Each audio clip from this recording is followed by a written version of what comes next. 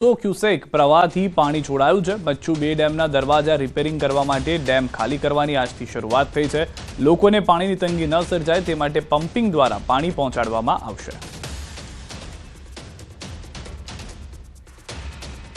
વધુ માહિતી news eighteen સંવાદદાતા અતુલ પાસેથી મેળવીશું। અતુલ, કઈ રીતની સમગ્ર કાર્યવાહી કરવામાં આવશે? ડેમના દરવાજા જે ખુલ્યા છે, કઈ રીતના આગળના સમયમાં પાણીની ઘટનો પણ સામનો ન કરવો પડે તેનું ધ્યાન રાખવામાં આવ્યું છે?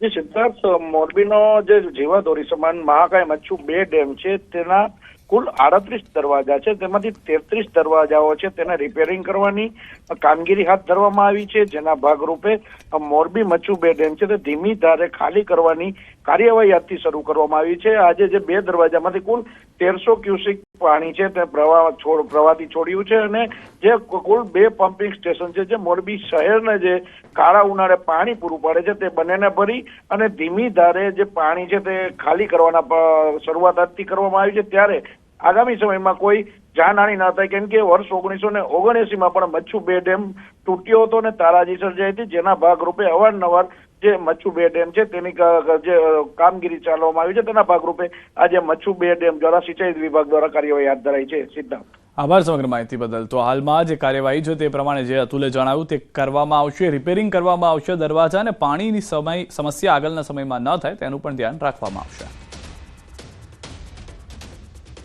ડાંગને લઈને હવામાન વિભાગની આગાહી। ડાંગમાં આગાહી મુજબ જિલ્લાના વાતાવરણમાં બદલાવ જોવા મળ્યો છે। ગિરિમથક સાપુતારામાં પણ વાદળછાયું વાતાવરણ થઈ ગયું છે। પૂર્વ પટ્ટી વિસ્તારમાં ધોધમાર વરસાદ થયો છે। દ્રશ્યો જોઈ રહ્યા છો આપ। ચિંચલી સહિત આસપાસના ગામોમાં કમોસમી વરસાદથી ખેડૂતો ચિંતામાં આવી ગયા છે। આગાહી કરવામાં આવી હતી કે વરસાદ થશે તો તે પ્રમાણેના દ્રશ્યો પણ જોવા મળી રહ્યા છે। જાણે ભર ચોમાસાના દ્રશ્યો હોય તેવા દ્રશ્યો ભર ઉનાળે જોવા મળી રહ્યા છે। પાણીનો ભરાવો અને ભારે પવન સાથે વરસાદ દ્રશ્યો આશ્ચર્યચકિત કરનારા છે।